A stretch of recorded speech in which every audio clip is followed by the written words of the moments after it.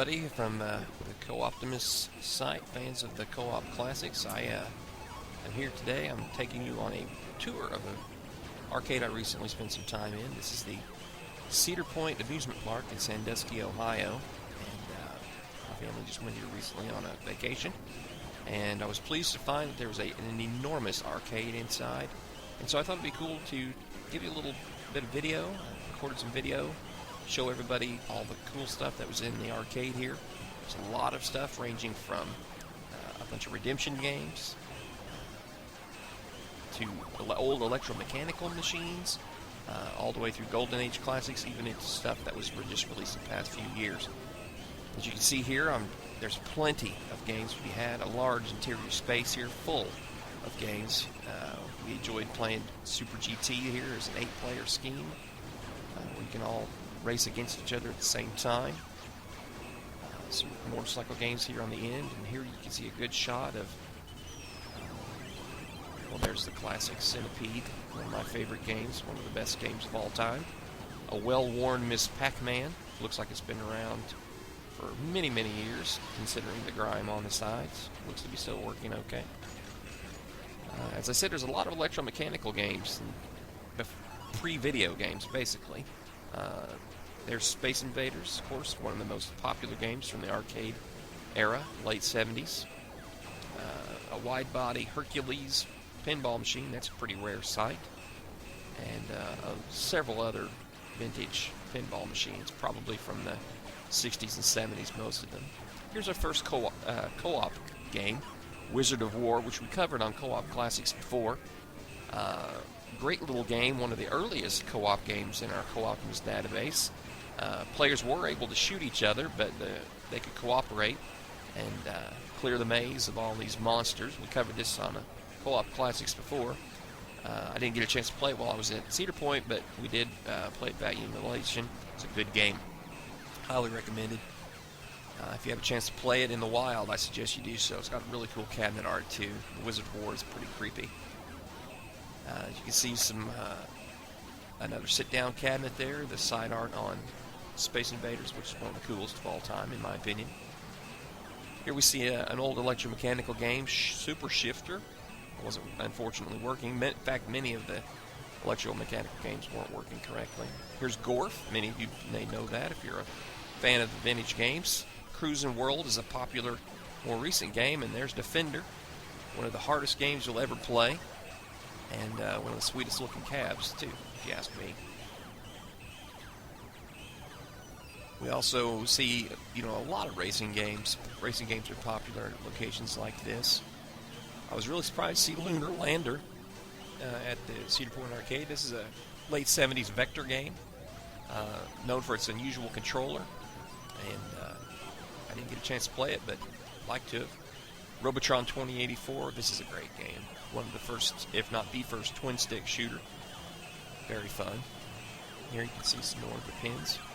I thought perhaps this game might have had co-op in it, but it didn't. It was a versus game, 2 players simultaneous, but not cooperative. Here's the rest of the pinballs. And, a dizzying shot of some of the rest of the games. There's an interesting looking old EM game there, Baseball Champ. And this game, another EM, electromechanical, shares the same name as the more famous Atari game that was released early on in the Atari's lifespan, but unfortunately it was not working either. I lost a few quarters on that one. Sega's Turbo in a sit-down cabinet, always a great thing to see. I love the sit-down cabs. Here's another Centipede, just shows how popular that game is. And another Pac-Man, similarly worn as its wife all the way across the, I guess not wife, girlfriend perhaps. Oh, they did get married. Change machines everywhere. Here's Frogger, boring cabinet, but one of the classic games from the early 80s. A game I wasn't familiar with, the Stadium Cross 2-player racing on motorcycles. My kids love this kind of stuff, but I prefer old stuff. Space Harrier here, kind of unusual to see that in the arcade. It's more well known for its Sega version from the Sega consoles back in the 80s. Galaxian, precursor to Galaga, which It's probably in the top 10 games of all time, if you ask me. See a few more EMs here. There's an old racing game just called Drag Race for 2 players. Not co-op, obviously. I found this one pretty interesting, Jet Rocket. It's an old EM game as well, and I don't believe it was working either, but pretty nice looking cabinet. My son, he played that virtual robots game. I'm not quite sure what that is. There's my oldest son telling me, man, they've got everything here, and they sure did. Cruising Exotica, as you can see there. And here we come up on another one of our co-op games that was found here. The Lost World Jurassic Park. This is a light gun styles. You sit down inside of it. There were 2 versions, but this is the sit down inside style. It's a light gun shooter where you clear Jurassic Park of the dinosaurs that are infecting it, of course. A lot of fun. And I think they actually had 2 of these up here at the park, so it must be a pretty popular game. There you can see a Star Wars Trilogy arcade. That's always a nice one to see around for fans of the old school Star Wars stuff. Marvel vs. Capcom here. Great fighting game. Big old cabinet. And here we go. Here's another great game. Another co-op classics we've covered quite a bit at Co-Optimus. It's Gauntlet. As you can see, Gauntlet has an enormous cabinet. Very unusual looking for its time. I went through and played through some emulation just to get some video for you, but this is a classic. This is one of the earlier 4-player games, 4-player co-op games. A lot of content here. I don't think I've ever played through to the end. Hundreds of levels, I believe, is what they have. Just make sure you stay away from death. Great game. Several sequels, a lot of remakes back in the late 90s, early 2000s. Gauntlet Legends, Gauntlet Dark Legacy. One of the better titles out there. Again, there's the Star Wars Trilogy. Berserk. Some of you old schoolers might be familiar with that one. That's a game from the golden age back in the early 80s too. Pretty nice looking cabinet. As you can see, there's a lot of space here, but one of the games that I wanted to focus on here is this beauty 2-player co-op, Time Crisis 3. Now, the Time Crisis series, probably many of you have played it in the arcades. It's just your classic light gun shooter, one of the better shooters out there. I was unable to get any video of the gameplay, but here's some screenshots taken from it. Relatively recent game, only came out in the past decade or so. A lot of fun, definite quarter muncher. And if you have a chance to play it sometime, definitely want to check it out. I really like the big screens on that one. Here, of course, this is probably my favorite. Between this and the Dungeons & Dragons co-op games from the 90s, this has got to be one of the best. This is the 6-player version of X-Men.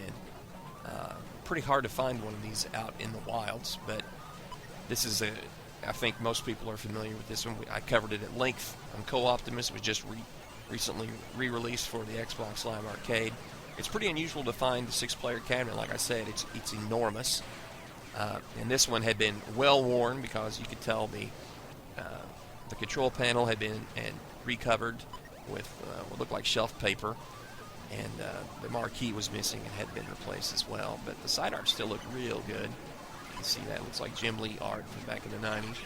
State-of-the-art stuff. Just to show you how big this is, I have my son stand next to it. He's 5 feet tall, and so you can see how big that is. Another Miss Pac-Man lurking around. And here we come up to another one of our co-op games that we found on our trip. This one, Target Terror. They actually had this in a couple different places in the park, and I was able to play it. Released in, I believe, 2004. It has some of the worst graphics. You got just people just acting in it. I don't know if they just pulled people off the street or what, but pretty bad game, really. Had to nab some Wii screenshots. There's a Wii version of that out there. Probably not recommended, but it was 2-player co-op, so got to try it. This was a motion captured boxing that was not, unfortunately, working, and here a more traditional boxing game. One of my favorite pinballs of all time, Revenge from Mars, over here. Boy, I'd love to have one of those in my game room at home. So expensive, though. Non-working, looks like Mech Warrior or one of those type of games with the cockpit. There's the other Lost World cabinet that they had there. Two-player Hydro Thunder lurking around over here. So, again, so much space in here. Here's another co-op game we found. Gunblade NY, which I assume stands for New York. You're in a helicopter shooting, and it's a light gun on the rails shooter. It was pretty good. The graphics weren't real great, but it was pretty good. We played a couple credits worth and got through the first level. Pretty standard stuff for the late 90s light gun games. Apparently these light gun games were very popular around here. In fact, a lot of the games that we're covering in this are the light gun games because that's just what was here. Not a whole lot of 90s style brawlers like I was kind of hoping for. Here you see Zaxxon.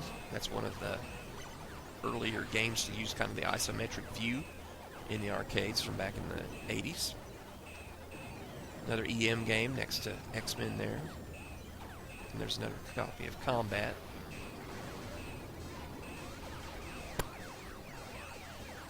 Looks like Marvel vs. Capcom there.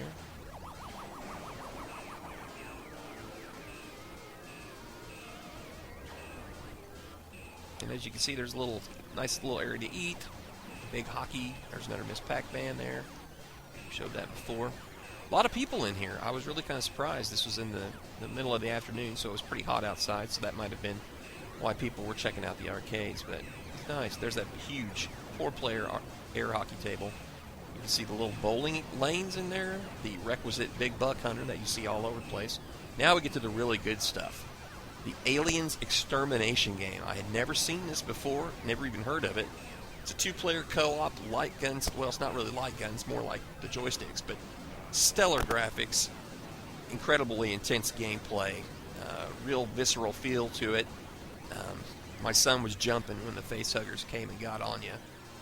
I'd love to have some kind of a version of this on the home consoles, but unfortunately, such was not to be, I guess, not to my knowledge anyway.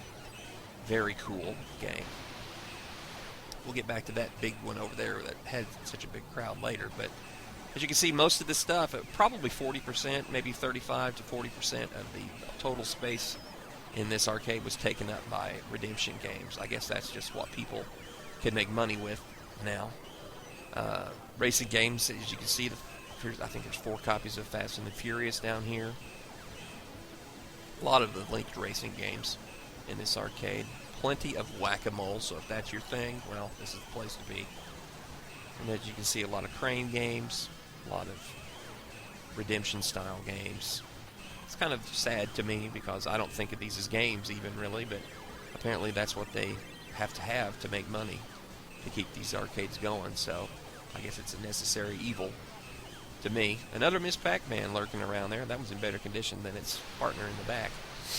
Now this one we were super impressed with. This is the Terminator Salvation arcade game. Now this is not related to the rather horrible Xbox 360 and PlayStation 3 game. This is a really cool light gun shooter. The excellent graphics. The guns were amazing. You had to actually cock them and do all this different stuff to reload. Very, very impressive. Huge cabinet. Beautiful display screen, and of course the Terminator staring down at you from the top. Probably the best game in the entire arcade. Excellent experience. If you can check that out, that's definitely worth your time. Now, as we close, we're getting ready to close this up. I just wanted to walk everybody through and just kind of give an overview. There's a Dance Dance Revolution, which pretty much you find those almost everywhere these days as well. Every once in a while, you'd find one of the Golden Age games just stuck in the middle of nowhere, and this one was no exception. This is an Asteroids Deluxe cabinet, stuck right in the middle of the photo booth and right next to a roll-em-up game, I believe is what it was. But anyway, we thank you for coming and watching the video. I hope it was interesting to you. This was a great example of an arcade, and you should definitely get there and try it if you can, if at all possible.